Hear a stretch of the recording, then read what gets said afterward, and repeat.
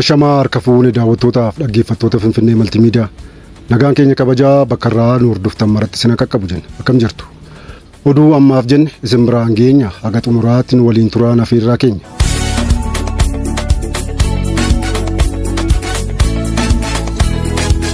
Godina Wallagga Bahaa aanaa Kiiramuutti haleellaa gareen hidhattoota faannoo Amaaraa raawwateen namoonni ajjeefaman.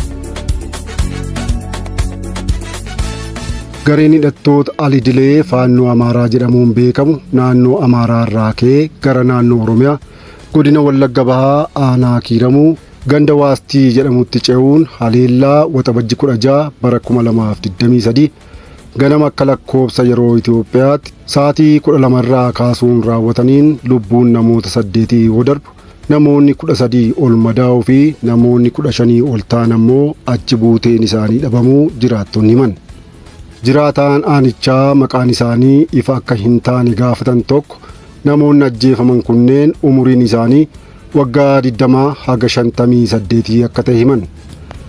Namoonni ajjeefaman kunneen maqaan isaanii Bayyanaa Bakaree, Oljirraa Toleeraa, Amanuu Hirkoo, Haayiluu Itichaa, Asaayyee Bayyanaa, Toleeraa Hirphaa, Tamasguu Yaayyaa fi Biqilaa Baqaaluu kan jedhaman ta'uu jiraataan kun himaniiru.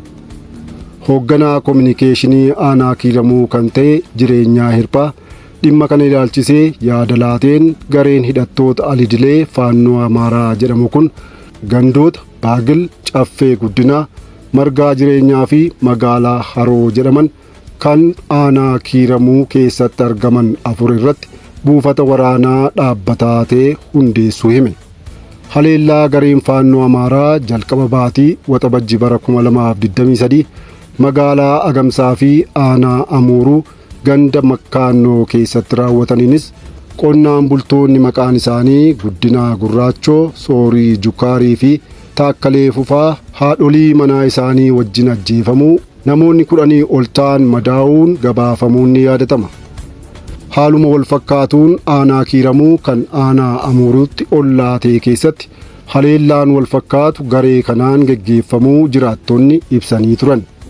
Haaluma kanaan gandoota aanaa Kiiramuu ammaan kana faannoon Amaaraa qabatanii jiraniin alattis hidhattoonni kunneen dhiyeenya kana aanicha keessa qubachuun gandoota Caffee, Soormaa, Booqaa, Maayaa Jiniinaa, Qoree fi Darabaa jedhaman keessatti haleellaa wal fakkaatu geggeessaa turuu isaanii Finfinnee Maltiimiidiyaa gabaasuun isaanii yaadatama. Gareen yeroo ammaa godinoota Wallaggaa aanaalee garaagaraa keessatti haleellaa raawwachaa jiru kun hidhattoota faannoo Amaaraa garee Iskindir Naggaa kan godina Gojjaam Bahaa Gadaamii Dabra Eeliyaas Sillaasee dhiyeeffachuun hidhannoon mootummaa kuffisuuf socho'aa turee fi tarkaanfii mootummaan baatii caamsaa darbe garicha irratti fudhate dhiyeessuun gara godinoota Wallaggaatti baqate ta'uu isaa gabaasni agarsiisu bahee ture.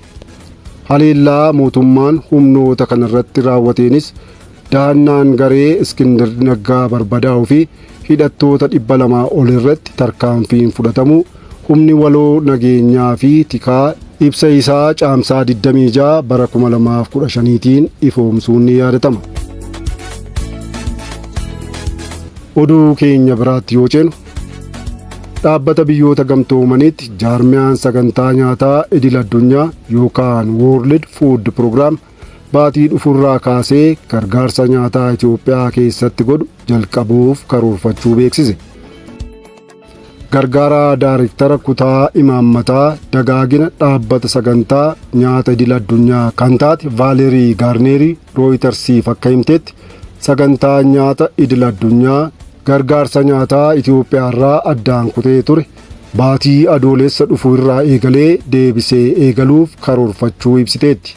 Yeroo namoota gargaaraman adda baafnee fayyadamtoota guutummaatti to'annoo sagantaa nyaata idil addunyaa jala ta'an mirkaneessinu hatattamaan kan jalqabnu ta'a jechuu ishee miidiyaan kun dabalee gabaaseera.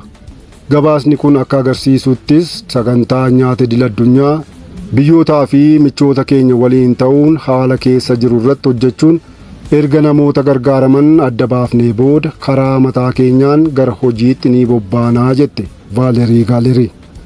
Qorattoonni sagantaa nyaata idil addunyaa adeemsa hordoffii dhaabbilee gargaarsaa keessattuu Tigraay keessatti hanqinaalee gurguddoo ta'aa turan adda baafachuu isaanii kan himte gargaartuu daayirektarittiin itti dabaluunis qaamolee dhimmi ilaallaturraa deebii gaarii argachuun keenya walakkeessa baatii adoolessaa irraa eegalee buqqaatota kaampii Tigraay keessatti qubataniif raabsaa nyaataa akka jalqabnu nu gargaaraa jette.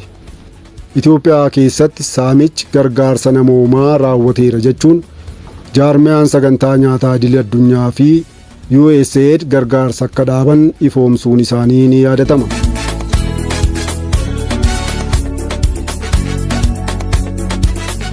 Egaan dhaggeeffattootaaf hordoftoota Finfinnee Maltiimiidiyaa oduun ammaaf jenne kana fakkaata ture. Waan nu hordoftaniif guddaa galatoomaa. Chaanaalii yuutuubii Finfinnee Maltiimiidiyaa laayik, sheer, sabiskiraayib godhaa. Finfinnee Maltiimiidiyaa madda seenaaf odeeffannooti.